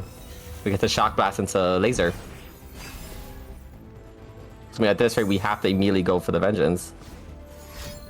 Yeah, and that's what Croc AI said in the chat. He said, He's like, I'm killing the Vengeance that Lux. But it doesn't matter. Pogger's Day is here. Lux still gets the level up. We still get the draw. The hand has been refilled. And even though Demacia doesn't have a whole lot of draw, you're getting that value in the form of Luxana Crown Guard. Now, 1 point off of lethal, and we still have a Smooth Mixologist in hand, so it's not like Shadow Dragon is killing Croc AI right now, but going down to 3 HP is still a very scary amount to be in, especially when you don't have a deny. Coin buys drink or news. I've got both. Okay, we've got the healing back on 6. We get challenged again. Stun that as 3, 4, 5. Shut up. That's funny. Axel, shut up. Yeah, it's a great line. The other one that I like. I suppose you want us working around this place. Well, that is what I pay you for. Oh, we top deck healing. Oh, the top deck healing, the stun, but oh, is it enough? Man, okay, so if Shadow Dragon actually committed the form up into Mystic Shot, that would have been lethal right there. Yeah, we're doing it. We're doing it. Yes! Oh, we got the healing through. Whew. Oh Sweat. my gosh. Sweat dripping down. We can't even kill it. We can't kill it. Oh my gosh. Here we go. Here we go. But hey, Ace is here. Jace is back. He can't copy it though. Oh, because it's 5 mana. He can't copy it. We have to have he can only copy the first one, so not the second one. Well, it's okay if you can copy the first one. Yeah, first one. Because it still does 6 damage. Hey, show me that again. Oh, this deck is devastating. And like this deck is like we're running it back, right? Because we understand that Samira Seraphine is just really that bonkers. And even though it looks like this deck is like, wow, this deck is really doing a lot, I think it really is just simply this matchup particularly, right? This kind of the Karma set Shadow Isles variant is really good against aggro, right? You don't really have a lot of things that can deal with like these kind of like mid-range statted units, especially ones that are just able to come on board like that. And you also don't really have access to a lot of healing. At this rate, we draw a coin, hope that it's heal. But I don't even, what, can we heal that much? A double Withering Wail gives us 6. Double Withering does give 6. Would heal all this damage that is being dealt right now. Oh, but it's not enough. So what you have to do now is play coins into Karma's Inside of the Ages and hope that one of these gets healing. That's healing! There it is! Do we live? Do we live? Live on... Nope. Because this gets played, right? It heals up to, again, 2 HP. Ooh, oh man! 1 mana Mystic Shot. 1 mana for Mystic Shot closes this match out for Shaddoll. This has been incredible so far. I think Shaddoll has been playing this matchup very well. Looking out for a potential Vile Feast, but just rips the Mystic Shot anyway. Mystic Shot. Knowing that don't now even want to get the chance to heal. Wow. Now you saw how both players kind of like sped run that because they understood the matchup and they played it already. Yeah. Just like, okay, I know what I need to do. I already have my plan. I saw where I may have misplayed in the first game. That deck is strong. Yeah. Like now I understand. Like remember Lux? What patch was it that Lux Jace was like up there? Like what? Before the release of Samira? A year and a half ago. It was a year and a half ago. That's a long time. Time flies. Hold up. That feels like because I remember this. It was like in February of last year. This was when FTR was running around a lot too. Okay. At the time. Yeah. And the reason I remember specifically February is because when I first moved out here, and so the only thing I could do while I was waiting for my stuff to get here was play Legends of Runeterra. And so I just played a ton of Jace Lux and stuff in that time. And that was when that deck really popped off and all. So it's been around for a while, and seeing it come back in Eternal is kind of cool. But also it enables Samira Seraphine to come back in Eternal. So, you know, who's the real winner here? True. I mean, this is... Wait, is this not just a run back of the... This is like the exact hand, guy. Yeah. But this time we have Rise instead of Samira Seraphine. Both players banned. Yeah, both players banned Plaza Guardians. That's what we were told. How do you feel about this matchup?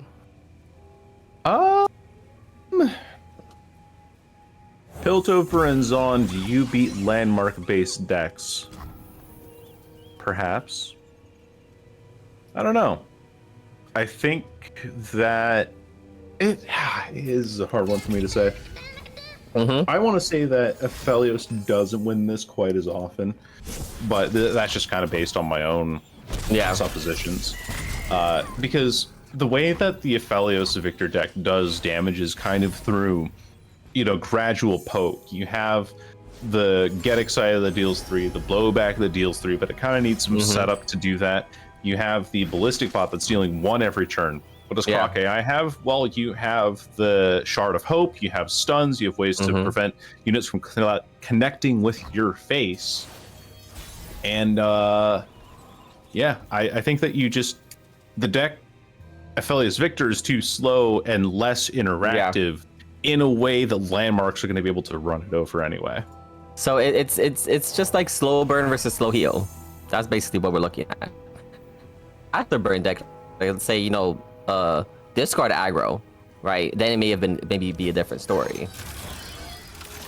But with Eye of the Dragon and the potential of getting off the Shard of Hope, like you said, we could just simply heal past all this burn and be a-okay. At that rate, now we're really looking for a big game finisher like the Great Beyond, like the Scourge. Probably more leaning towards the Great Beyond simply because it has Spell Shield, and now the Rise Croc AI is going to have to commit 2 spells just to remove it from the field, or just stun it temporarily. And if it helps. That it will. Deep Bed is inactive. Haven't had the space to play a lot of spells right now. Decides to pass on this attack so that the Eye of the Dragon isn't threatened by potentially the Flame Chompers getting buffed. Yeah, you're just playing it slow, playing it really carefully. There is, however, a Blowback in hand, 2 of them. One could easily remove the Eye of the Dragon Trinket Trades and Piltoven Tellstones. Some pretty great finds. I think it's going to be Trinket Trade to brick the hand. Oh, the silence. Equinox. Oh, man. Found. Would it have been worth to use the Yasuo stun? To stun the Zoe so they don't get the proc? I think she really already had it from round. Oh yeah, no, we did have it from 1 round. Yeah. Yeah. Wouldn't have made a difference. Memory Cloak Allure. Memory's Cloak is kind of funny. I think that might honestly be what saves a Rise later on. Because if it's Blowback, does it work? Because it's targeting a unit and the Nexus. So I've used Memory Cloak. I think it only lets you if it's only targeting 1 unit, no? I thought it had the same logic as Fizz, where if there's anything targeting it, it just gets denied. It might be. We'll have to see. We'll have to see. I didn't say anything. All right. I'll have y'all know. This was not on me. All right. Let's see. Can't blame me this time. We got a Dragonine. It's gonna give us 2 healing. Celestial Trifecta also gives us an interesting look at things. Victor playing the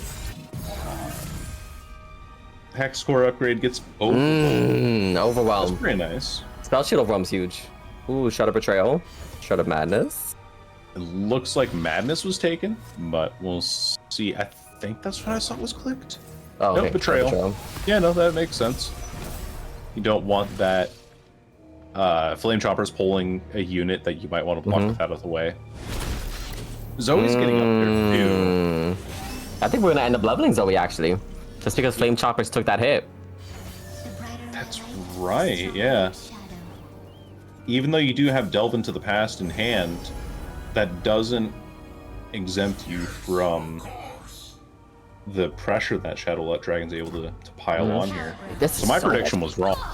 It seems like so far. This is tough. This is a lot of damage we're looking at.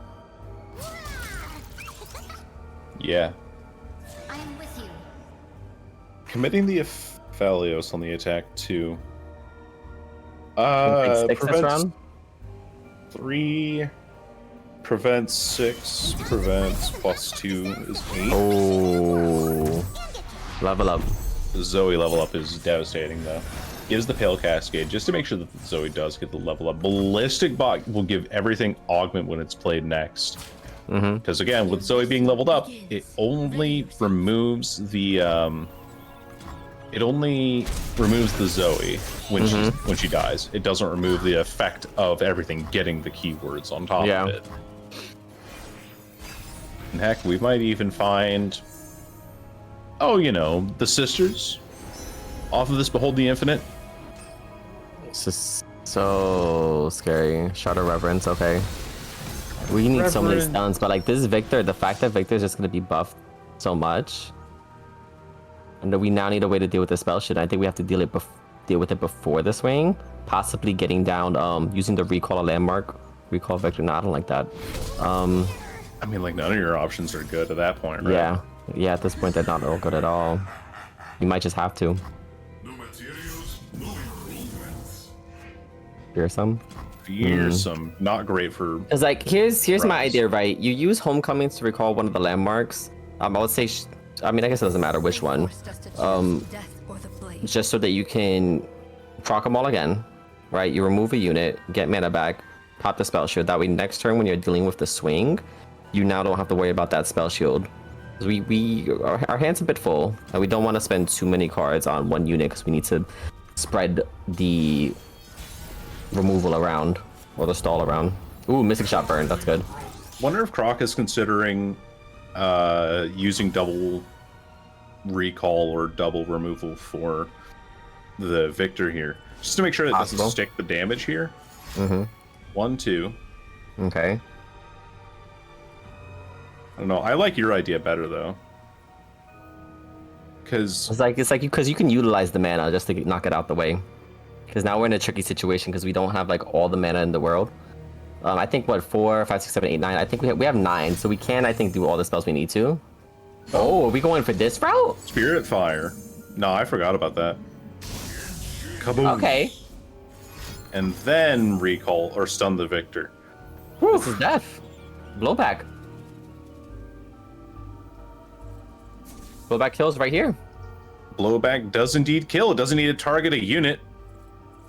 Blowback 1, blowback 2, there's no deny.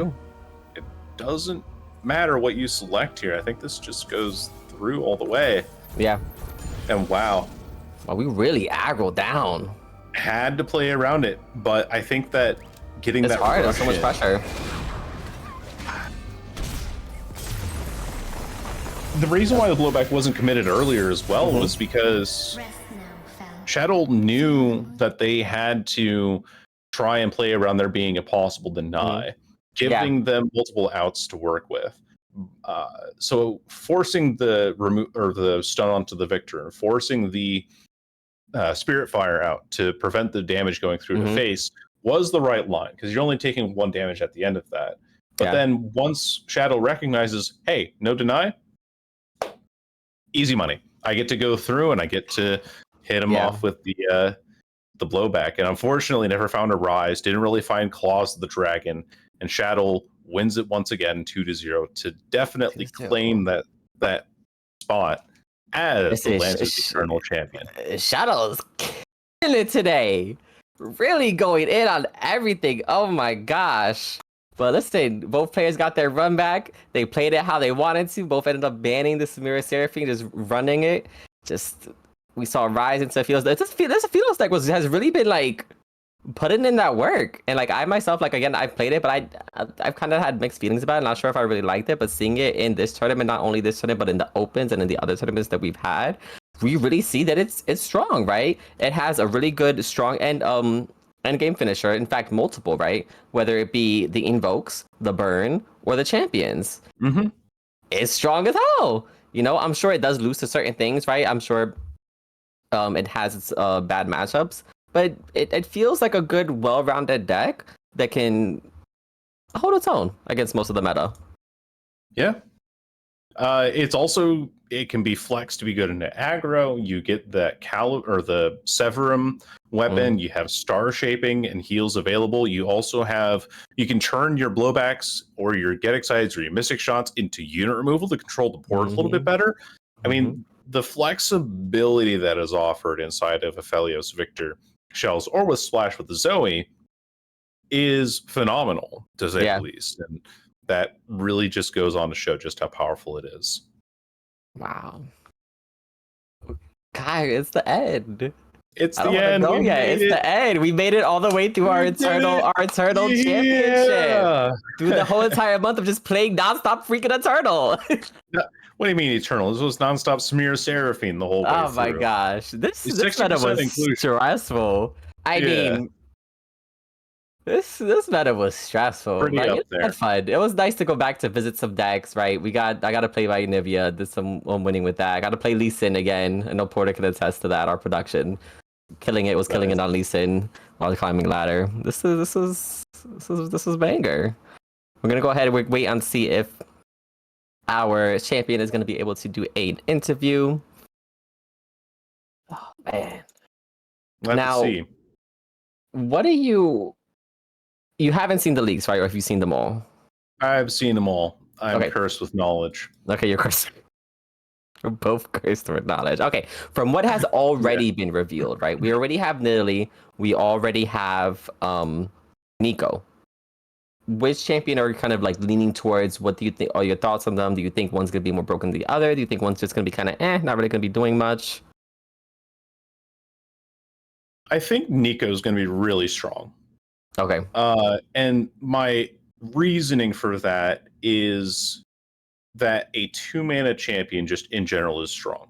Because being able to get their win con out faster than other champions that are later mana is so much more powerful. Plus the fact that you're able to have the flexibility of putting any sort of subtype, at least Animalian subtype, into your deck makes that deck so much more powerful because you can pick from some of the best cards in the game overall. And then even finish out with something like Warden of the Tribes is the first thing that really comes to mind that works with that. Yeah. But heavy unit-based deck that then you can splash into a region, maybe Piltover and Zaun even, because it's just a good region, that can then give you the draw options, that can then give you the options of having all that removal and control tools. Nidalee, on the other hand, I will mirror the concern that has been said by a lot of other people, where you flip her once, she turns back into human Nidalee. You're out of cards now. How do you flip her again? Now, that is exactly how it works. Like it's not like you level her once and then suddenly like she'll just always flip back and forth every time she sees something transformed. I think you still have to summon or transform 4 units, at least from what I understand. Because if that's the effect, then you have to play it with like portals, or you have to play a ton of ambush units, or like units that summon other units all the time, thinking like Brash Buccaneer or the Tenor of Terror or Mirai Warden, any of those kind of ones that summon an extra unit. Like, sure, that'll be useful for Nidalee, but I think that after you get Nidalee's first flip, there has to be something that needs to be more rapid fire to try and get her flipped, and I just don't see what that is yet. Overall, Nico just seems like at a base level seems more solid. That's how I feel. Yeah, I can see the argument, right? Because Nico doesn't really. I feel like I guess the only like downside with Nico is that she has to swing with allies, so she's kind of like having that kind of like Poppy, right? I need to swing with other subtypes, and mind you, you can disguise, so you're not going to really know. And I know a concern in terms of Nico with the disguise mechanic is that if you out of all the pool of units that you can possibly get at that cost, if that specific unit isn't in your deck, like let's say you're playing in a tournament that's open deck list, your opponent will know, okay, that's not naturally in your deck, therefore that's Nidalee. Not Nidalee, Nico. And it's like, okay, well, this guy's kind of really didn't do what it needed to do. But in a closed deck list, then I guess, yes, it would be a little bit more effective, or like on ladder when you don't really know what to expect. Right. Yeah. And that is always the perpetual tug of war that goes on between things. You have the competitive meta, and then you have the ladder meta. The ladder meta is so heavily dominated by in standard, at least, is so heavily dominated by Annie Jin right now. But then you try to bring that into a tournament, it's like it's a good deck, but people know how to counter Annie Jin. They know how to bring decks to try and play against that, because that's what they've seen the most on ladder. And therefore it doesn't end up being quite as effective, in my opinion. Yeah, makes sense. That makes sense.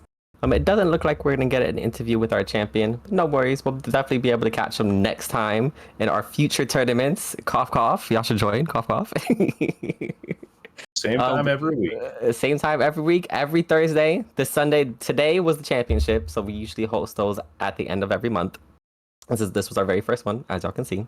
So this upcoming Thursday, which is the 29th, we're gonna have our first standard format tournament, which is free entry. Anyone can join, doesn't matter. And it's gonna be with the new expansion that's coming out this coming Wednesday. That'd be great. It'll be a grand old time.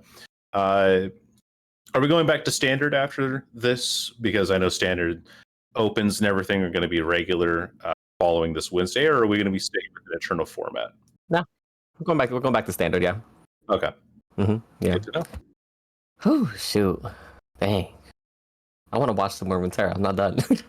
This is exciting. We saw some of our best players just duke it out. They were going at it. Oh my gosh. Great. 4 hours and 30 minutes. Listen, this was a long tournament. Double elimination is a long format, but anywho, only with 15 players too. Like, hey, like imagine if it was more. I was like, oh my gosh, I see why Swiss. Everyone's just like, yeah, we need to block off the whole day if we're gonna do Swiss. I'm like, got you. Mm-hmm. Now I understand why. Now you know. Now you will understand. Anyway, not the Rise reference, please. That was actually. I'm just reminding you. He was there. He was there. All right. Anyway, folks, I want to thank everyone for joining. I know we had quite a few viewers in the chat. Y'all are amazing. Please join the tournaments. We would love to see you guys play, have you guys on stream. Tune in next Thursday and catch you later. This is IDCxElite signing out. See y'all.